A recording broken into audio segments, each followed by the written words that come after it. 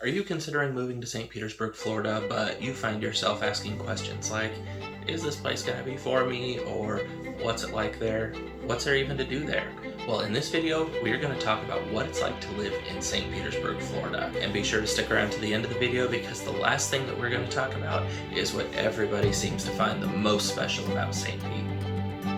Here on this channel, we cover everything about what it's like to live in St. Petersburg, Florida, what it's like to eat, sleep, live, work, and play in our beautiful Sunshine City and the rest of the Tampa Bay. So if you're interested in learning more about St. Petersburg and the rest of the Tampa Bay, go ahead and click that subscribe button, and while you're at it, click the bell so that you're notified every time that we have a new video. Now, what is it like to live in St. Pete? Well, we have activities. We have activities galore. Because we have a tourism-based economy, there is no shortage of things to do in the area. If you want to get out on the water, there are plenty of places where you can rent boats or sea-doos. You can get fishing charters, you can have boat tours, dinner, lunch on a boat. You could even rent a floating tiki bar to take your friends and family on. I've done it before, and that was such an awesome time. Now, if you're looking to stay on dry land, St. Pete has tons of different breweries, restaurants, and shops. If you're looking for some physical activity, there's plenty of places to get out and go walking, running, bicycling, kayaking, swimming, pretty much anything that you would want to do. Well, aside from mountain climbing, because, well, we don't have mountains here. Attractions. We have plenty of attractions here. One of the newest ones is the St. Pete Pier. The St. Pete Pier was a massive multi-million-dollar project that was just completed within the last couple of years. That's a great place to get outside, get in some water views. There's restaurants, there's shops, there's places to fish off of the pier. There's festivals that take place on the pier all the time. There's even a kid's splash pad, there's sculptures, there's even this giant net sculpture thing that lights shine on it at night. It looks pretty cool, kind of looks like you're floating if you look up. It's really weird. But if you like museums, St. Pete has tons and tons of museums. Of course, the most well-known museum that we have is the Salvador Dali Museum, which has different art displays all the time. I'm not really huge into the art scene myself, but everybody seems to go goo-goo over the Dali Museum.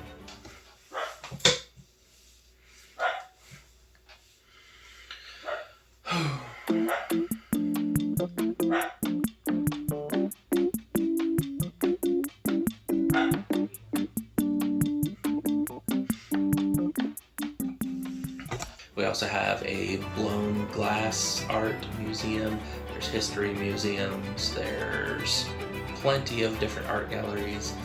We've got so many museums, I don't even know how many we have because there's that many of them. And then of course, what would Florida even be without the beaches?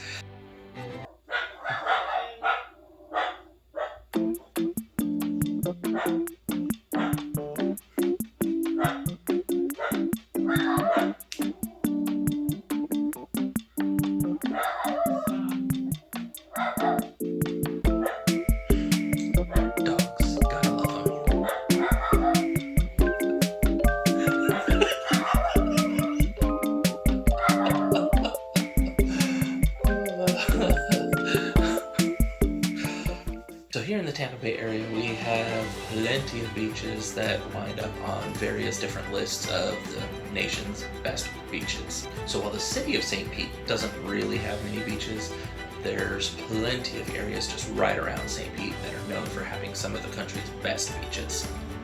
Probably the most popular beach is Clearwater Beach, which I always find itself at the top of different lists of the best beaches in the country. Clearwater Beach is really known for what they call sugar sand. It's this really fine, really soft, light-colored sand. It's really soft on your feet. It doesn't even get hot in the summertime. Like, you can walk on it barefoot and not burn your feet, which is awesome. But the one downside to it is that it can get very, very crowded. Clearwater Beach is a very touristy area. There's plenty of hotels, condos, restaurants, lots of tourist attractions concentrated in that area. So if you go there at the wrong time, or the right time, depending on how you look at it, it can be pretty darn crowded there.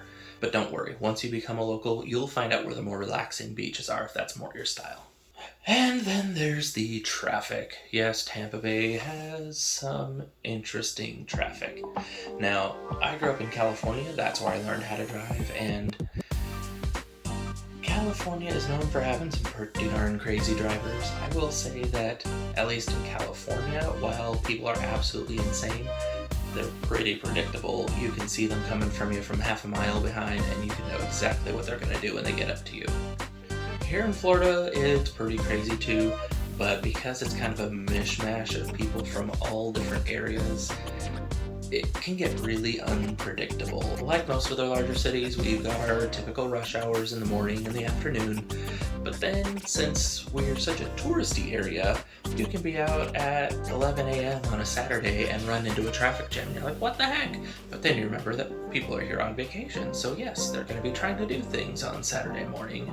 And then of course, this is a spring break destination, so during spring break, if you're trying to go anywhere near the beaches, you can expect to be sitting in a line of traffic for quite a while trying to get out there. Now, one of the challenges about Pinellas County is that we lack east-west corridors. We've got a couple highways that go north and south, but because we're on a peninsula, the east-west corridors are pretty much just busy surface roads and they get very crowded. It would be pretty nice if we had a highway that would run east and west that would take you from the freeway and out towards the beaches. Unfortunately, the closest thing that we have to that is a toll road, which is all the way down at the very bottom of the peninsula, which takes you out to St. Pete Beach. That's called the Bay...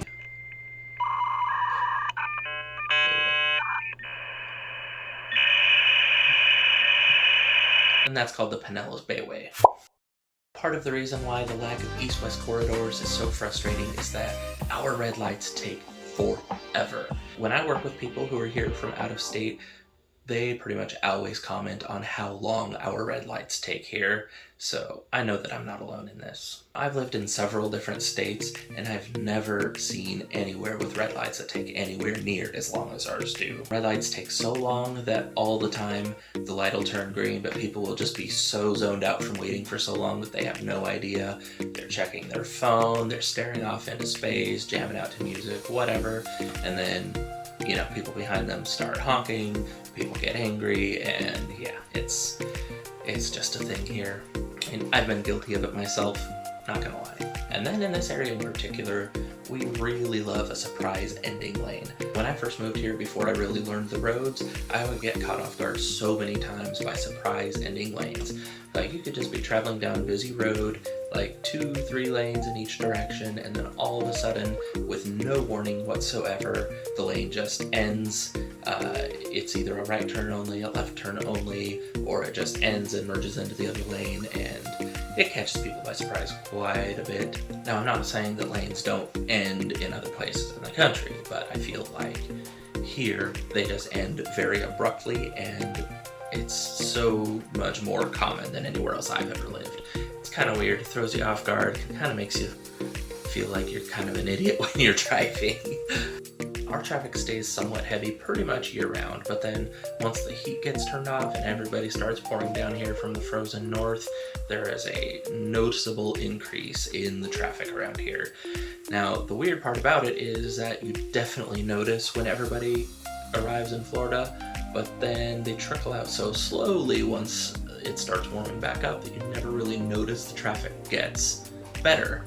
So then it's just every year it seems like traffic just gets worse and worse, even though it's not. It's just going through a cycle. It's kind of weird, but that's just the way that I see it anyways. We really love our snowbirds here. They're part of what makes Florida so great, and really you can't blame anybody for escaping the frozen north. I mean, a lot of people that do live here because we don't want to shovel snow anymore. After all, how you tell it's fall in Florida is when the license plates start to change colors. Now, since we're talking about the license plates changing colors, let's talk about seasons. Now, every day I'm getting questions from people who are looking to move here to St. Pete or the rest of the Tampa Bay area. Now, if that sounds like you, feel free to go ahead and reach out to me by email, text, call, whatever works easiest for you. I'm just here to help you out. I've got you covered. Don't you just love it when the summer turns to fall, the leaves start to change colors, and you get that refreshing, crisp autumn air? Well, you're not going to get that around here. Here in Florida, we pretty much just have summer and not summer. The leaves don't really change colors here, and snow doesn't fall, except for that one time in 1977. And you can't quite say that spring has sprung.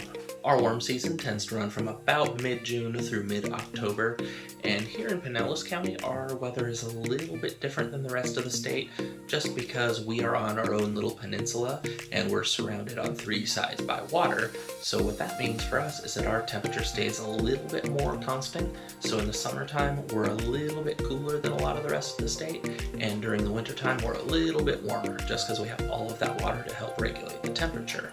And because of that, it's not really uncommon to only have a difference of about 10 degrees between the daytime temperature and the nighttime temperature.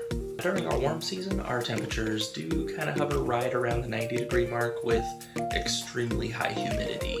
At nighttime, the temperatures don't really drop too far below 80 degrees. If you need to go outside to do anything physical in the summertime, you can basically expect to need to completely wring your shirt out when you're done. And I'm not really kidding about that. During our warm season, you can expect a thunderstorm to pop up just about every day, usually around 3 p.m. or so. While these storms are generally short-lived, about 10 to 15 minutes, sometimes longer, they'll dump a ton of rain and it'll be crazy windy, and then after 15 minutes, it'll be sunny, and then all that rain will have cooled us down a few degrees. One nice thing about the summertime is that because of all of that rain, everything is so green. So once our summer starts to wind down and turn to not summer, the humidity winds down, things start to dry out, and the weather becomes really, really pleasant. This is the time of the year when you're going to want to be outside doing yard work, completing projects around the house, just being outside, enjoying the nice, cool sunshine. It's basically like the equivalent to mid to late spring anywhere else. During our not summer, the temperatures typically vary anywhere from about 65 to 80 degrees during the day. Sometimes it can be lower, sometimes it can be higher, but generally we're right in that area.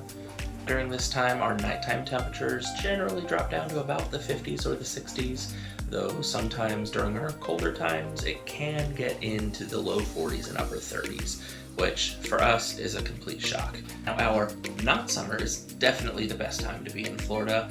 This is when you can go hang out on the beach, enjoy some sunshine, and also send pictures of you enjoying the sunshine to your friends that are stuck shoveling snow up in the frozen north. I've done that before. It's one of my favorite things to do, and well, my friends typically tend to reply with some colorful language when I do that. Also, during our not summer, things are not quite as green. We don't get very much rain during this time of year, so things dry out. It's a little more brown, not quite as pretty and green, but the weather is absolutely beautiful, and this is the time of the year why everybody wants to come to Florida. I really hope that you're enjoying this video so far. Now, if you've learned anything at all in this video, go ahead and click that like button down below. It really helps me to find out what you guys like to see and helps me make more content like that. And then we have sports. If you're a sports fan, then our area has you covered. As far as baseball is concerned, of course here in St. Petersburg, we have the Tampa Bay Rays. And during the off-season, several teams come to Tampa Bay for spring training. In Clearwater, we have the Phillies, in Dunedin, we have the Blue Jays, and in Tampa Bay, we have the Yankees. So, if you're a baseball fan, you pretty much have something to do here year-round.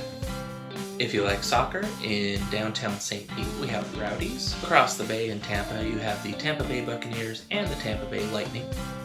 And then once a year, the Grand Prix takes over downtown St. Pete. Now, this is a pretty fun time to be downtown because they close off a bunch of the streets and part of the airport for the race.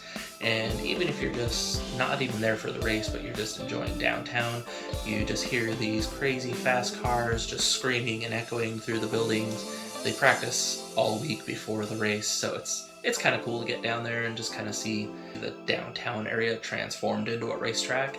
It's not something that you see every day. Even if you're not into racing, it's kind of cool just to take a peek and kind of see what all the fuss is about.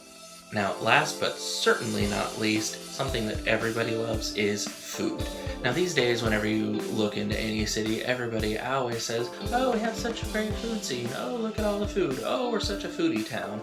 And sometimes, yeah, it's true, but is it really any more true than any other place? Usually not.